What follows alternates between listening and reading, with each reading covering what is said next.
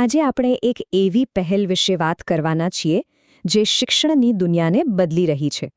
એનું નામ છે સિગ્નલ સ્કૂલ. ચાલો જોઈએ કે આ શું છે અને કેવી રીતે કામ કરે છે. આપણે બધા જ ટ્રાફિક સિગ્નલ પર રોકાઈએ છીએ, બરાબર? અને ગાડીની બારી પાસે આપણને ઘણા ચહેરા દેખાય છે.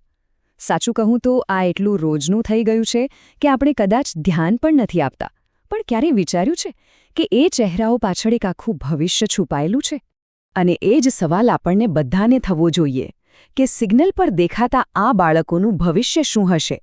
સવાલ ભલે નાનું લાગે, પણ એનો જવાબ બહુ મોટો છે. કેમ કે શિક્ષણ વગર એમનું ભવિષ્ય એક મોટા પડકાર જેવું છે. પણ શું આ સ્થિતિને બદલી શકાય? શું કોઈ રસ્તો છે? હકીકત તો એ છે કે ઝૂંપડપટ્ટીમાં કે પછી સિગ્નલ પર રહેતા બાળકોને ભણવાનો જે મૂળભૂત હક છે એ જ નથી મળતો. અને આ જ સૌથી મોટો પડકાર છે જેને આપણે પાર કરવાનો છે. પણ કહેવાય છે ને કે જ્યાં પડકાર હોય ત્યાં જ એક નવી તક પણ હોય છે. અને બસ આ જ પડકારનો સામનો કરવા માટે એક બહુ જ સરસ, એકદમ નવી પહેલ શરૂ થઈ છે. હા, આપણે વાત કરી રહ્યા છીએ સિગ્નલ સ્કૂલ પ્રોજેક્ટની, જેની શરૂઆત અમદાવાદમાં થઈ છે. અને આ પ્રોજેક્ટ શું કરે છે ખબર છે? એ શિક્ષણને 4 દિવાલોમાંથી બહાર કાઢીને સીધું એ બાળકો સુધી લઈ જાય છે જેમને એની સૌથી વધુ જરૂર છે. આ આખા પ્રોજેક્ટનો જે પાયો છે ને એ એક બહુ જ શક્તિશાળી વિચાર પર ટકેલો છે. ભિક્ષા નહીં, શિક્ષા. આ ખાલી એક સૂત્ર નથી હો.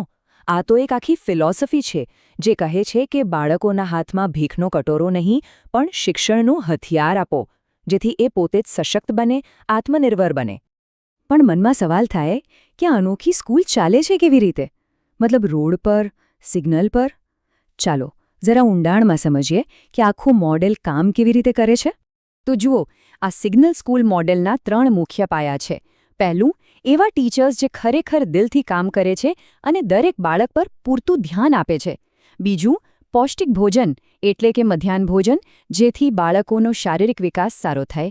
અને ત્રીજું, જે ખૂબ જરૂરી છે, એ છે ડિજિટલ એજ્યુકેશન, જેથી તેઓ આજના જમાના સાથે કદમ મિલાવી શકે. અને આ જે મધ્યાહન ભોજનની વાત કરીને એની વ્યવસ્થા નજીકની જ કોઈ સ્કૂલમાં કરવામાં આવે છે.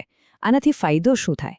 એક તો બાળકોને સારું પૌષ્ટિક ખાવાનું મળી રહે, અને બીજું એ ધીમે ધીમે રેગ્યુલર સ્કૂલના વાતાવરણથી પણ પરિચિત થતા જાય છે. એકદમ સ્માર્ટ રીત છે, નહીં? સારું, આટલું મોટું અને અગત્યનું કામ થઈ રહ્યું છે તો એની પાછળ કોણ કોણ છે એ જાણવું પણ જરૂરી છે. સ્વાભાવિક છે કે આવો મોટો પ્રોજેક્ટ કોઈ એકલાથી તો ન જ થાય. આ એક ટીમ વર્ક છે. આની પાછળ રાજ્ય સરકાર, અમદાવાદ મ્યુનિસિપલ કોર્પોરેશનનું સ્કૂલ બોર્ડ અને ગુજરાત રાજ્ય કાનૂની સેવા સત્તામંડળ, આ બધાનો બહુ મોટો અને મજબૂત સાથ છે. ટૂંકમાં કહીએ તો આ આખા મિશનનો હેતુ એક જ છે: એવા બાળકો સુધી ભણતર પહોંચાડવું જે સ્કૂલ સુધી નથી પહોંચી શકતા.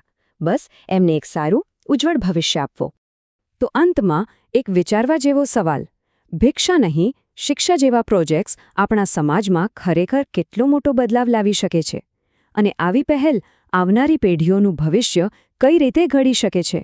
આના પર જરૂરથી વિચારજો.